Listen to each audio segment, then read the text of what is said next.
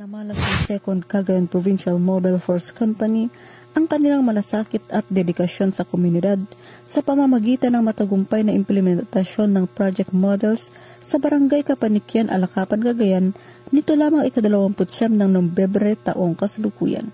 Tinatayang nasa 77 pamilyang Agta at 60 pamilyang Ilocano na matinding naapektuhan ng nagdaang pagbaha ang nabigyan ng tulong at serbisyong pangkomunidad. Pinangunahan ni Police Major Jefferson D. Mukay, Acting Force Commander, ang pamamahagi ng tulong na kinabibilangan ng libreng medical check-up, gamot, bitamina at iba pang pangunahing pangangailangan. Ang Holy Cross Parish Health and Nutrition Ministry Medical Team sa panguna ni Dr. Rose Lily Subnet-Tala kasama ang volunteer doctors ang nagsagawa ng mga konsultasyon at serbisyong medikal para sa mga bata, matatanda at iba pang residente.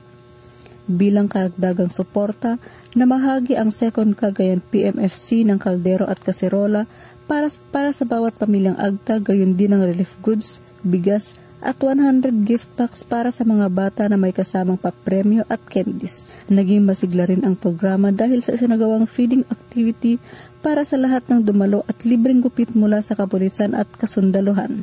Tampok din ang PNP Agta Got Talent kung saan ipinakita ng mga katutubong Agta ang kanilang husay sa awit, sayaw at iba pang pagtatanghal. Tumanggap sila ng mga papremyo bilang pagkilala sa kanilang talento at kultura. Naging matagumpay ang aktibidad sa pakikipagtulungan ng 2nd Cagayan Provincial Mobile Force Company Advisory Group, Alpha Company, 17th Infantry Battalion, Philippine Army, LGU Alakapan, Alakapan Police Station at barangay officials.